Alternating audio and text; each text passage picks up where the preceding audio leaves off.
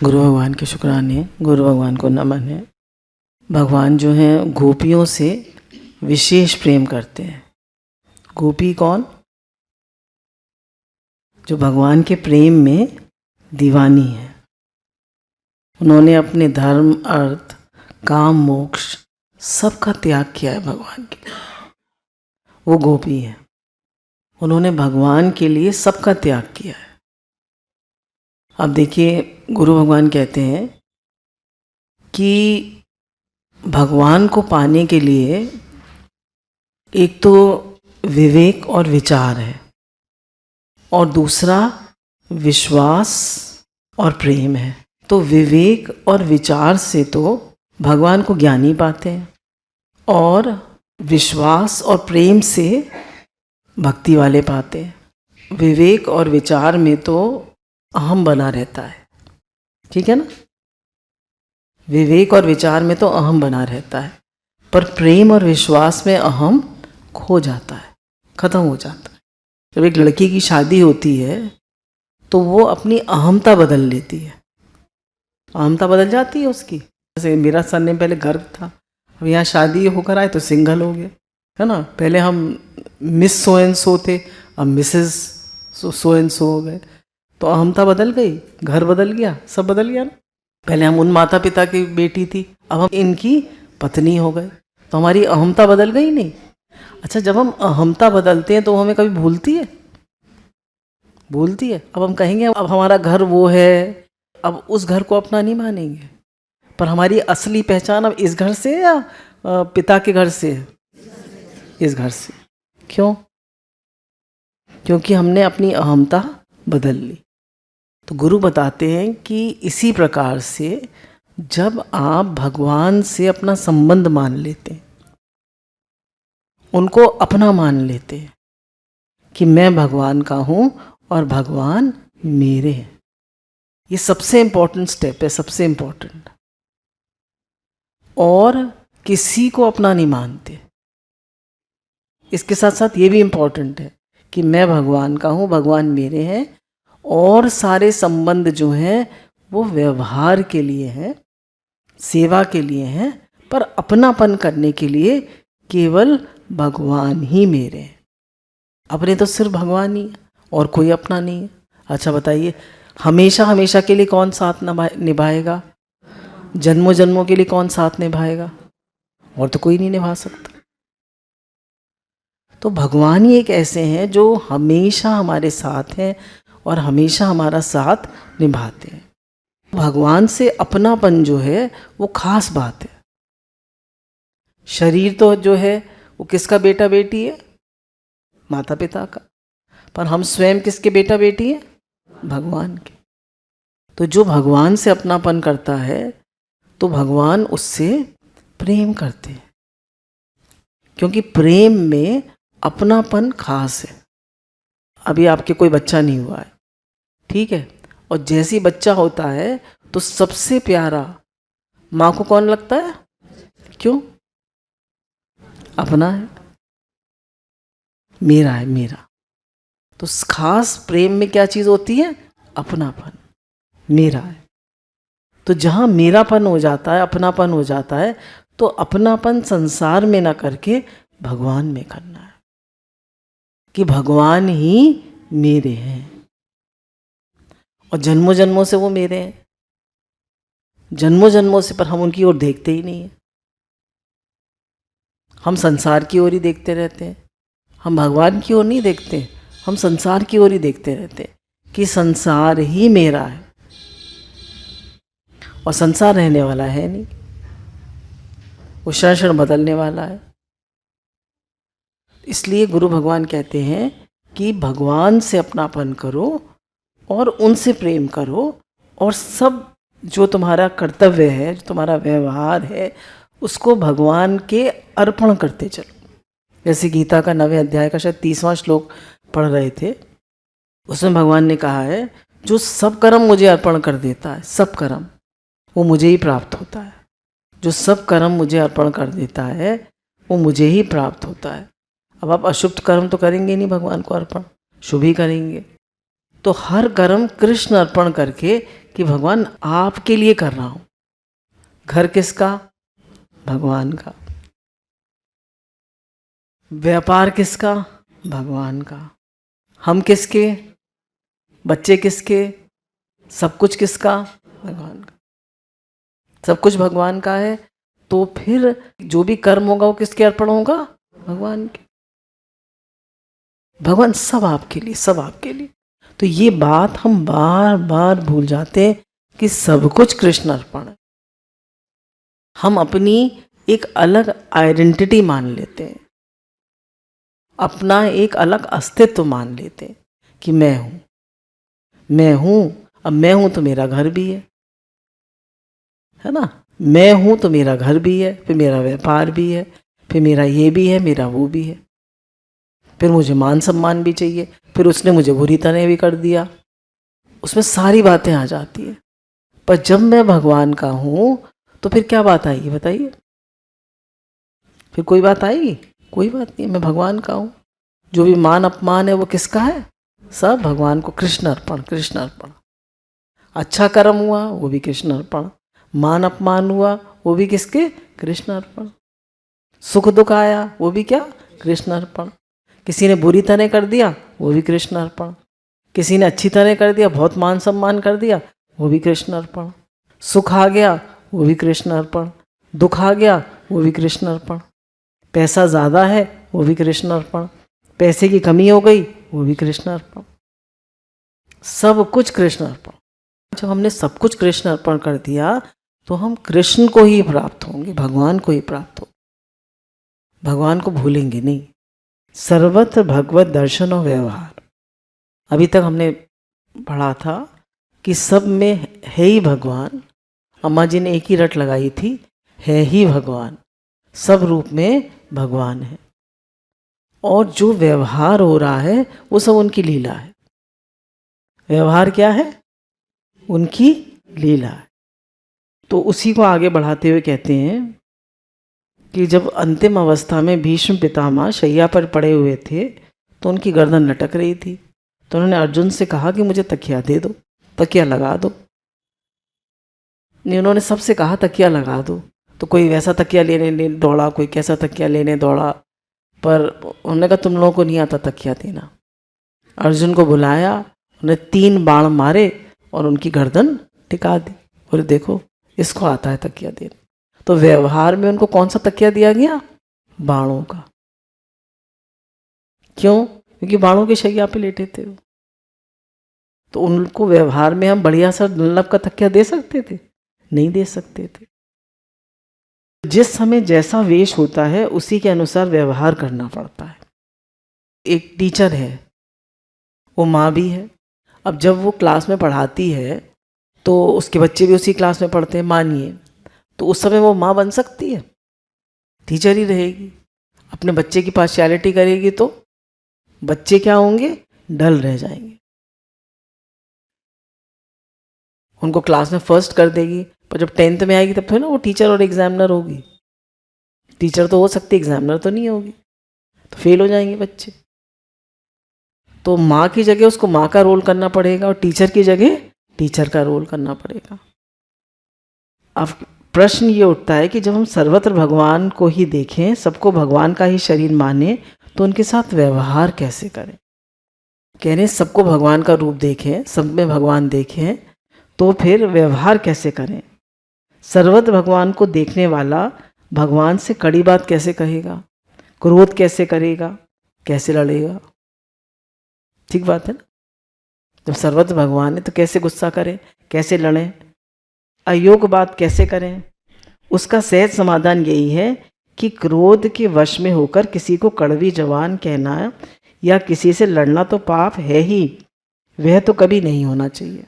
कहने जब भगवान देख रहे हैं तो किसी से चिल्लाएंगे नहीं, क्रोध नहीं करेंगे, किसी से लड़ेंगे नहीं, वो तो गलत है ही। जब भगवान देख रहे हैं तो किसी से लड़ेंगे नहीं, किसी से बुरी तरह नहीं करेंगे, क्रोध नहीं करेंगे। भगवान को पहचान कर भगवान की आज्ञानुसार नाट्य की तरह शास्त्रोक्त आचरण करना दूसरी बात है। अब कह रहे हैं जैसा नाटक लीला में हमें रोल मिला हुआ है, उसके अनुसार व्यवहार में हमें वैसी ही एक्टिंग करनी है। पर हमें याद रखना है मैं भगवान का हूँ और भगवान मेरे हैं। ये मैं क्या कर रहा हूँ? लीला कर रहा हूँ। जैसा मुझे रोल मिला है, कहीं माँ का रोल मिला है, कहीं सास का रोल मिला है, कहीं दौरानी जेठानी का रोल मिला है, कहीं बहू का रोल मिला है, जैसा रोल मिला है उस रोल के हिसाब से जो यथा योग आचरण है वो मुझे करना है। जैसे कड़े आचरण की आवश्यकता हो वहाँ सावधान रहते हुए भगवत प्रीति अर्थ भगवान की आज्ञा समझकर ऐसा करना चाहिए। कह रहे कहीं पर बच्चे के साथ माँ को स्ट्रिक्ट होना पड़ता है, पर गुरु भगवान ये भी कहते हैं कि अगर बच्चा बड़ा हो गया है, जैसे लड़का मानिए बड़ा हो गया है 20-21 साल का, 25 साल का, अब आपने 15 साल तक आप बच्चों को ट्रेन कर सकते हैं, 15 साल तक। उसके बाद आप उनको बचपन में तो उनको आपने संस्कार नहीं दे पाए आप किसी कारणवश, अब आप उनको कुछ समझाएंगे तो नहीं समझेंगे, अब वो नहीं समझेंगे। तो जब पिता के जूते में लड़के का पैर आने लगे तो फिर उसको एज अ फ्रेंड समझना चाहिए। कैसे ट्रीट करना चाहिए? दोस्त की तरह। फिर वो पिता बनेगा, उसको ज़्यादा डांटेगा तो वो सुनेगा नहीं। ऐसा हमारे शास्त्रों में कहा गया है। तो इसमें ही बता रहे हैं जहाँ जैसे कड़े आचरण की आवश्यकता हो सावधान रहते हुए भगवत प्रीति अर्थ भगवान की आज्ञा समझकर ऐसा ही करना चाहिए। अब किसी रूप में जैसे मानिए बहू सास है, अब बहू सास की सेवा करेगी, ठीक है ना। बहू तो बैठी टेबल पे खाना खा रही है और सास भाग भाग के रोटी ला रही है, ठीक है, गड़बड़ है या नहीं? पर आजकल ऐसे ही होता है। भाई बहू तो नौकरी करती हैं और माता जी घर में रहती हैं, बच्चों को देखती हैं। तो जब बहू थकी हारी आती कहती बेटा तुम बैठ जाओ, मैं रोटी बना के गरम खिला देती। आजकल बड़े शहरों में ऐसी तो हो रहा है। तो कह रहे हैं ये योग कर्म नहीं है, शास्त्र अनुकूल कर्म नहीं है। पिता का वेश धारण करके जब वे आए हैं स्वयं ही आज्ञा दे दी कि इस रूप में मेरी सेवा करो। अगर भगवान पिता के रूप में आए हैं तो क्या करेंगे? बेटा है तो सेवा करेगा। ये भगवत स्वरूप है ऐसा समझकर ही उनकी पूजा करनी चाहिए। बोले पिता नहीं है ही भगवान, तो ऐसा समझकर उनकी सेवा करनी चाहिए। और बेटा भी जो है वो पिता की सेवा करे, और पिता क्या समझे कि ये इस रूप में भगवान है तो उसको प्यार दे। क्यों? पिता का रोल है प्यार करना बेटे। यदि भगवान पुत्र के रूप में आवे या स्त्री के वेश में आवे तो उस रूप में आए हुए भगवान को प्यार करो और शास्त्र अनुकूल उनकी सेवा भी स्वीकार करो। वहाँ प्यार और सेवा स्वीकार ही उनकी उचित पूजा है। तो कह रहे हैं भूल हमसे क्यों होती है?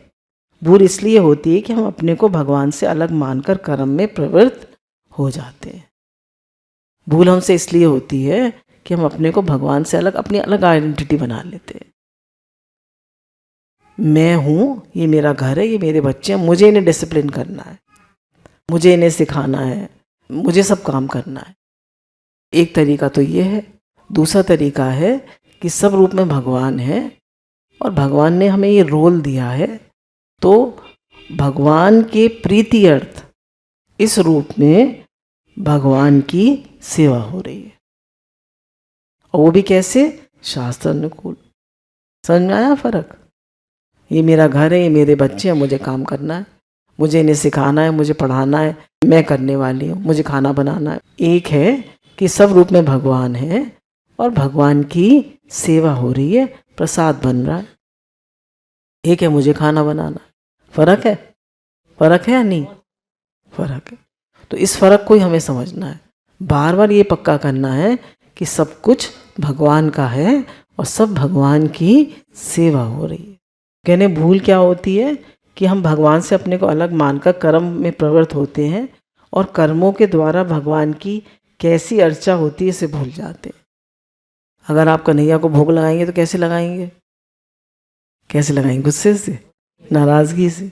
भगवान है इस भाव से भोग लगाएंगे। तो सब रूप में भगवान है, तो उन्हें कैसे भोग लगाएंगे? भगवत भाव से। यह सब कुछ वासुदेव है, इस निश्चय को दृढ़ रखते हुए ही भक्त ये स्वीकार कर लेता है कि सारी सृष्टि वासुदेव में है और मैं उनका सेवक हूँ। यानी सब कुछ वासुदेव है। वासुदेव सर्वम, वासुदेव सर्वमति। तो अब भगवान सर्वत्र हैं, तो अब मैं उनका दास हूँ, तो अब मुझे उनकी सब रूपों में सेवा करनी। अब क्या जीतेगी? सेवा जीतेगी या आपकी भावना जीतेगी? आप लोग बताइए, सेवा जीतेगी या आपकी भावना जीतेगी? भावना। सेवा तो सभी कर रहे हैं, कौन नहीं कर रहा घर में सेवा? बताइए, सभी कर रहे हैं सेवा, पर भावना हम गड़बड़ करा देते हैं। हम बार बार माँ बन जाते हैं, हम बार बार सास बन जाते हैं, हम बार बार बहू बन जाते हैं, ये गड़बड़ हो जाता है। तो भाव को बदलना है। सो अनन्य जाके असी मति न टरई हनुमंत, मैं सेवक सचराचर रूप स्वामी भगवंत। हनुमान जी तो सेवक हैं और भगवान स्वामी है, और अनेक रूपों में हनुमान जी जो हैं भगवान की सेवा कर।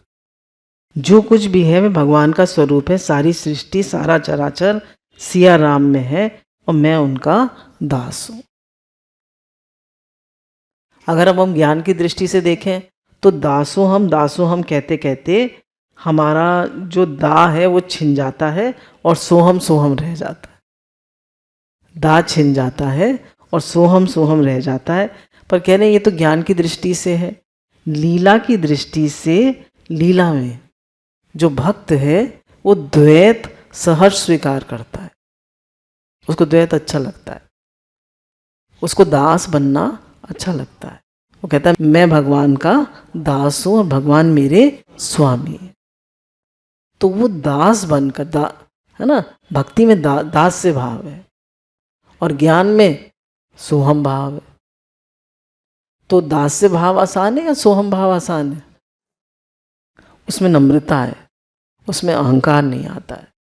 लीला आनंद के लिए द्वैत सहर्ष वर्ण कर लेता है और इस अभिमान को एक क्षण भी नहीं छोड़ना चाहता कि सारी सृष्टि में व्याप्त प्रीतम प्रभु का मैं सेवक हूँ। कह रहे सारी सृष्टि में व्याप्त मैं प्रभु का सेवक हूँ। जितनी भी पूरी सृष्टि है इसमें सब में भगवान है और मैं भगवान का सेवक हूँ। अस अभिमान जाई जानी भोरे, मैं सेवक रघुपति मोरे। नौकर और मालिक दो ना रहे तो खेल का आनंद ना रहे। अब मालिक और नौकर दो ना रहे तो खेल का आनंद ना रहे। जिस किसी से व्यवहार होता है, जिस किसी रूप में प्रकाशित है, वे है केवल वे ही है कि जब हमको ये पक्का हो जाता है सब रूप में भगवान है, हर रूप में, चाहे नौकर है, चाहे हमारे माता पिता हैं, चाहे सास ससुर हैं, चाहे बच्चे हैं, सब रूप में भगवान है। तो कहने सब जगह हमारे साथ मंदिर चलता है। फिर तो पूरा संसार भगवान का मंदिर हो गया, या हमारा मंदिर ही मंदिर हुआ। वैसे सब रूप में भगवान है तो सब जगह मंदिर हो गया ना। तो कह रहे सब जगह हमारे साथ मंदिर चलता है और सब जगह हम पुजारी रहते हैं, है ना, और सब जगह हम पुजारी रहते हैं और सर्वत्र हम उनकी पूजा करते हैं। जब हम सब में भगवान देखते हैं, भगवान ने कहा कि जब जन्मों के जन्मों का भी अंत होता है तो कोई विरला महापुरुष होता है जो देखता है वासुदेव सर्वम। जब जन्मों के जन्मों का अंत होता है तो फिर क्या हो जाता है? पूरा संसार मंदिर हो जाता है, हम पुजारी हो जाते हैं और हर कर्म के द्वारा भगवान की पूजा होती है। फिर हमें कोई कर्म बोझ नहीं लगेगा, भगवान आपकी पूजा हो रही है, भगवान आपकी सेवा हो रही है। कितना आनंद है। मुझे करना पड़ रहा है, कितना झंझट है, आज तो मेड भी नहीं आई, आज तो वो भी नहीं आई, आज तो ये भी नहीं हुआ, कितना झंझट है।